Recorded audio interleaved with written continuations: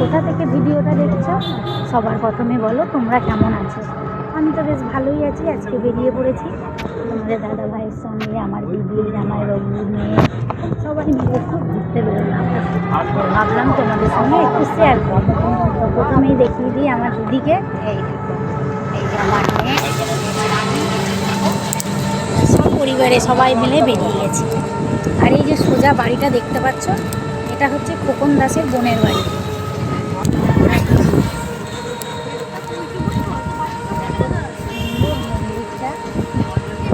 দেখতেই পাচ্ছ, এই দেখো সোনামোনারা কেমন শুয়ে আছে আমার।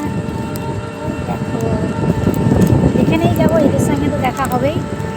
আর এই দেখো মাঠটা, খেলার মাঠে ছোটো ছোটো বাচ্চারা সব সাইকেল চালাচ্ছে। ছোটোবেলার কথা মনে পড়ে যাচ্ছে।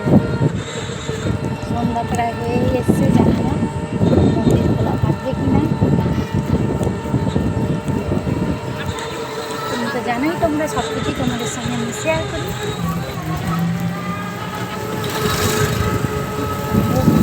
আমার এখানটা যত বাড়ি আছে তত বাড়ি বেশ ভালো লাগে আসতে। এখানে কিন্তু ছোটো ছোটো প্রচুর দেখো মা শাখারি কালী, অনেক ছোটো ছোটো ঠাকুর আছে।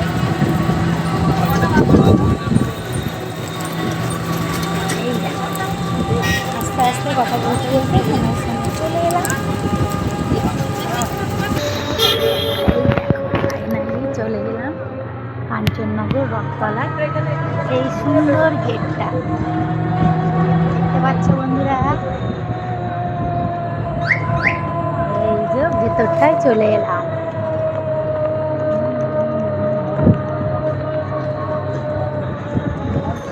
ফাইনালি চলে এলাম মন্দিরে। চলো, খুব ভালো টাইমে এসেছি, এখনই পুজো শুরু হয়েছে। তো চলো পুজোটা সেরে ফেলি। তো ফাইনালি আমরা মন্দিরের ভিতরে চলে এসেছি বন্ধুরা। সেই দেখো মাঠে আজকে প্রচুর পরিমাণে লোক। এবার পুজো দিতে চলে যাব। ভেতরে দেখি ব্রাহ্মণ আছে নাকি। চলো তোমাদের সঙ্গে শেয়ার করাই, মায়ের মুখটাও তোমাদের সঙ্গে শেয়ার করাই। ব্রাহ্মণ কিন্তু বসেই আছে। এই দেখো মায়ের মুখ দেখলে প্রাণ ভরে যায়। তোমাদের সঙ্গে একটু শেয়ার করলাম বন্ধুরা। চলো এবার পুজোটা দিয়ে নিই, তারপরে আবার কথা বলবো। দেখো মায়ের মুখটা